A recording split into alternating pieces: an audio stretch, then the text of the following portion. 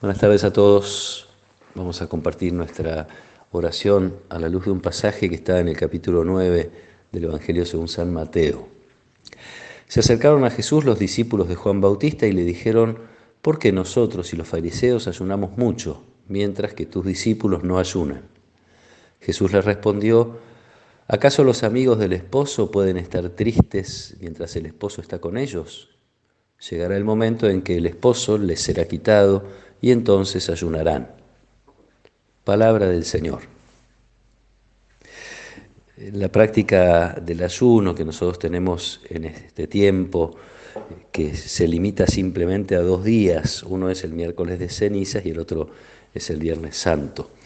Es una expresión del deseo de conversión, es un ejercicio que nos permite experimentar de algún modo nuestra dependencia, nuestra fragilidad para proyectarnos hacia nuestra dependencia de Dios, a saber que es de Él de quien nuestra vida depende.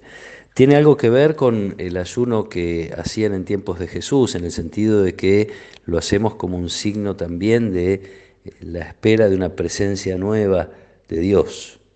Pero es también muy distinto porque en aquel tiempo era la espera de la llegada del Mesías.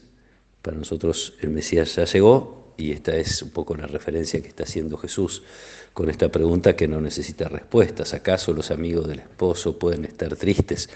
El ayuno tiene que ver con una tristeza de ausencia de Dios. Y los discípulos están justo en un banquete, en la fiesta de la casa de Mateo, que acaba de ser llamado para dejar la mesa de recaudación de impuestos y convertirse en discípulo. Ahí hace Mateo un gran banquete y en esta oportunidad viene la pregunta de los discípulos de Juan el Bautista. No pueden estar tristes, están en un banquete, están en una fiesta, pero Jesús está haciendo referencia a otra fiesta, a otro banquete. El esposo es Dios, el esposo es el que viene a unirse definitivamente con su pueblo y entonces Jesús es ya el Mesías llegado, no hay que hacer ayunos.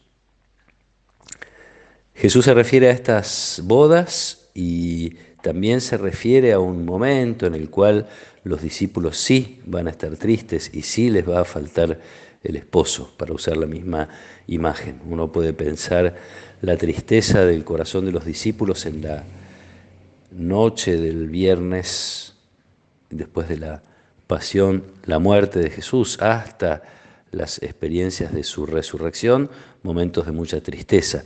Y este no es un ayuno que surja de un mandato que viene exteriormente, sino es un ayuno que sale espontáneamente, que nace de la tristeza, del dolor, de la necesidad.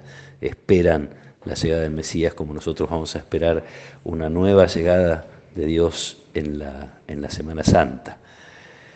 Un ayuno que no solo surge de una tristeza profunda, real, de la ausencia de Dios, sino que de algún modo es también signo de un corazón que desea convertirse. En nuestro caso, como decía, es un camino que hacemos este tiempo de la Cuaresma para provocar un cambio, con la dificultad que significa a veces ayunar, con la dificultad que significa hacer este ejercicio con la intensidad que tiene, porque la verdad es que no basta con no probar algunos alimentos. Cuando en el pueblo de Israel, en varias oportunidades a través de los profetas, Dios habla de las prácticas religiosas y específicamente en la primera lectura de este día de la misa hay un texto de Isaías donde Dios reclama por el ayuno.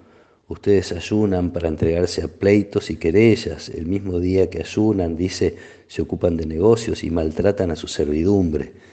Entonces hay un ayuno que es una práctica exterior vacía, que no tiene que ver con un deseo profundo de conversión. Y entonces después, a través de Isaías, Dios le dice a su pueblo cuál es el ayuno que ama. Soltar las cadenas injustas, desatar los lazos del yugo, dejar en libertad a los oprimidos, romper los yugos, compartir tu pan con el hambriento, albergar a los pobres sin techo, cubrir al que veas desnudo y no despreocuparte de tu propia carne. Otra vez la práctica de este tiempo de la Cuaresma viene de la mano de preocuparse por los otros, entendiendo como dice Isaías, o Dios a través de Isaías, que los otros son la propia carne. Abrirse a las necesidades de los demás, desprenderse un poco de las preocupaciones excesivas por nosotros mismos, por nuestros gustos y placeres, más allá, insisto, de privarse de algún que otro alimento. Se trata de un ayuno mucho más profundo al que somos invitados, que viene de la mano del ejercicio de la caridad, para permitir a Dios hacerse más presente en nuestra vida. También así está entonces el deseo de una venida nueva, como esperaban en aquel tiempo la llegada del Mesías, esperar hoy una llegada de Jesús cada vez más intensa, más profunda, más real a nuestra vida y a nuestra vida cotidiana y a nuestras decisiones cotidianas. Pidámosle a Jesús que nos ayude a vivir así este tiempo, sobre todo que nos ayude a tener esta inquietud de que las necesidades ajenas nos toquen el corazón al punto de hacernos capaces de privarnos de pensar demasiado en nosotros mismos o en nuestro bienestar y pensar cada vez más en el bien de los otros, especialmente de los que más necesitan.